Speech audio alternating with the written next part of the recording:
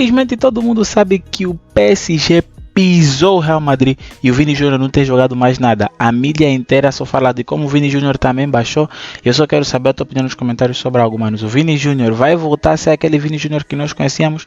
Ou o Mbappé veio e vai ofuscar tudo aquilo que ele construiu? Quero saber a tua opinião sincera nos comentários. Se liguem só nisso, manos. E por favor, manos, me ajude a chegar aos 45 mil inscritos. É básico, tá a demorar muito. Bora. É realmente uma máquina montada pelo Luiz Henrique, time que foi se ajustando, como diziam os companheiros, ao longo da temporada, correu risco de não se classificar na Champions, mas era um outro momento, né? Times de futebol passam por diferentes momentos, né?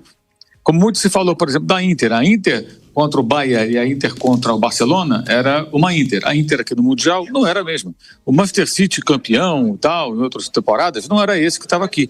Agora o PSG, que não era tão competitivo naquela altura da temporada, se tornou, porque o time foi se ajustando, eliminou o Liverpool de fato na Champions League com muito merecimento, embora tenha corrido, como eu disse, o Bruno, risco de não conseguir a classificação, mas foi o melhor dos dois jogos, até quando perdeu em casa, venceu fora, depois levou nos pênaltis, venceu uma final de Liga dos Campeões pelo maior placar já visto numa decisão do torneio, mais importante dos clubes do mundo, então virou um timaço. Foi sendo construída essa equipe e virou um timaço. Um jogo coletivo muito refinado, uma capacidade também de pressionar o adversário. Aliás, essa é a tendência do futebol mundial, a gente precisa olhar. Essa é uma das lições desse torneio.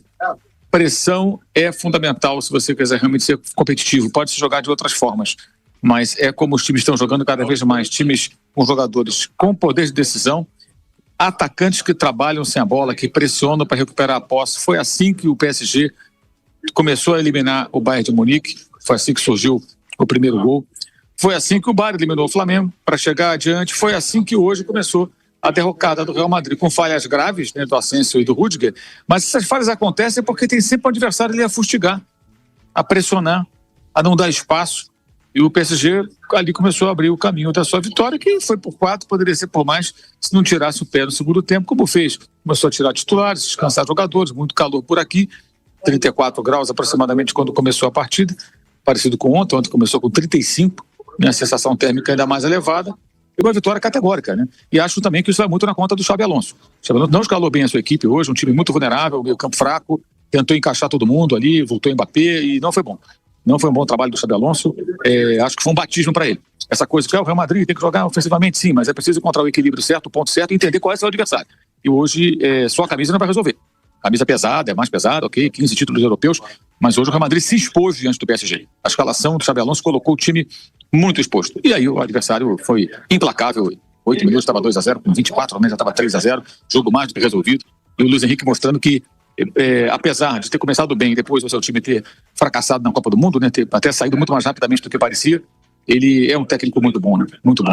Aliás, eu também lembro quando ele estava no mercado, e você falava em técnico da seleção brasileira, várias vezes eu falei, pô, o Luiz Henrique seria uma boa opção, porque está livre no mercado, um técnico que não conseguiu sucesso com a Espanha como se imaginava na Copa, e agora ele vai para o PSG, meio discretamente, né, porque foi justamente quando o PSG passou a não contar mais com aquele trio de medalhões, Mbappé, Messi, Neymar, e tendo um time de ótimos jogadores, né, com muito investimento, mas sem essas estrelas midiáticas, e sim com jogadores que não são tão midiáticos, mas são muito bons, e ele montou um time realmente que dá gosto de ver, muito competitivo, jogadores implacáveis, e realmente uma máquina, favoritaço para domingo contra o Chelsea, embora eu acho até que o Chelsea provavelmente vai fazer um jogo um pouco mais equilibrado, porque não creio que se expunha tanto quanto o Real Madrid hoje exposto esteve.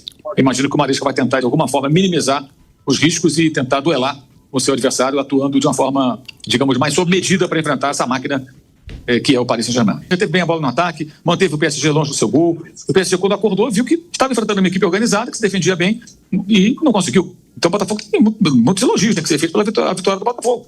Acho que o erro do Botafogo foi depois repetir a estratégia contra o Palmeiras, que aí é um nível bem mais baixo do que o PSG, como se fosse o Flamengo ou o Fluminense, outros participantes brasileiros do Mundial. E aí acabou sucumbindo merecidamente, o Palmeiras foi melhor e eliminou o Botafogo. Mas o que aconteceu hoje é menos fora da curva, que é o PSG amassar os caras. É só lembrar, 5 em 40 dias, intervalo de 40 dias, 5-0 na Inter, na final, 4-0 no Atlético de Madrid numa estreia, e agora na semifinal, 4-0 no Real Madrid. Então o padrão, nesse momento, o padrão é meter 4-5 dos caras, em grandes adversários, em times grandes da Europa, com muitos bons jogadores, com ótimos jogadores. É impressionante isso que está fazendo o PSG.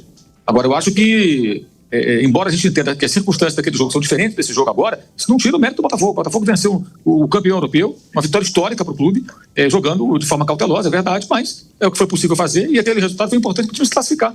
Conseguiu a classificação graças àquela vitória. Depois pôde até perder para o Atlético de Madrid e conseguiu se classificar. O time que era o candidato entre os brasileiros a ser eliminado na primeira fase. Então acho que são coisas distintas, uma coisa não anula a outra. Agora, se o PSG jogar bem, o Botafogo não vence, o Flamengo não vence, o Fluminense não vence, o Palmeiras não vence, nenhum sul-americano vence. Esse time jogando nesse nível não dá chance, gente. Não tem possibilidade. Não há possibilidade. Simples assim. Porque é uma diferença muito grande. Que essa reta final, esses jogos, mostram pra gente.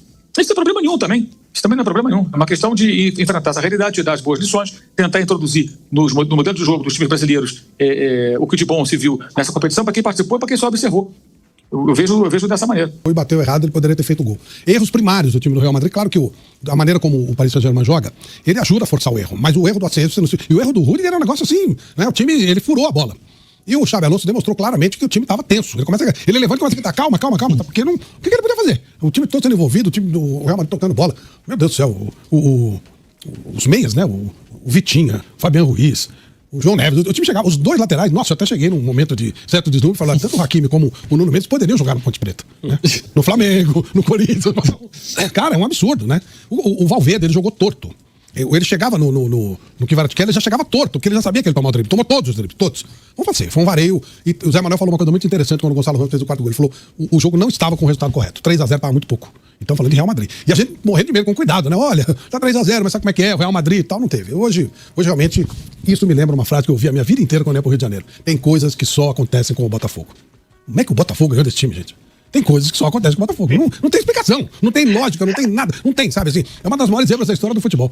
Como dizem os amigos, tem coisas que só acontecem com o Botafogo. Que não é possível. Pro bem e pro mal. Não dá pra você imaginar, né? Você olha esse time jogando, fica imaginando o seguinte: o Botafogo ganha a Libertadores, será que vale a pena partir pra revanche?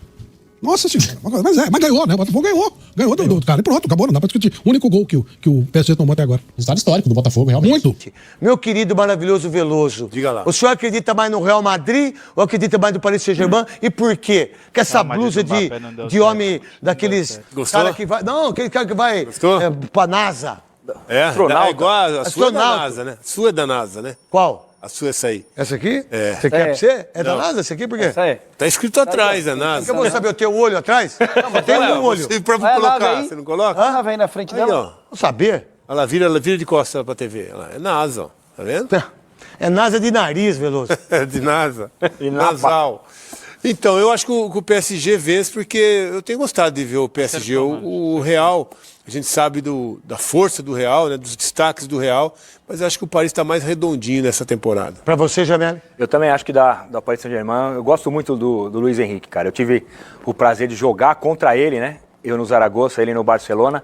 E a gente ficou conversando. Aquele negócio que fica no doping e tal. Lá atrás, cara, e é um cara que já tinha as ideias muito boas, eu torço muito pra ele. Eu jogava taticamente, né? Bom demais, cara. Era um meio-campista jogando. Como sempre, o Galvão veio e falou que chocolate. O PSG deu uma aula de futebol para cima do Real Madrid com um primeiro tempo fulminante, 2 golos em menos de 10 minutos. Que time é esse? Eu vi pessoalmente o que fizeram na Champions League, 5-0 e hoje 4-0 sobre o Real Madrid, mano. Foi demais. O trabalho do Luiz Henrique é fantástico. Quando tinha Neymar, Mbappé e Messi, os jogadores mais caros do mundo, o PSG nunca jogou nem parecido. E agora, depois de tudo isso acontecer, após ganhar tudo na França e na Champions, vai para cima do Chelsea e vai fazer história. Mano, eu quero saber a vossa opinião nos comentários. Quem vence, PSG ou Chelsea?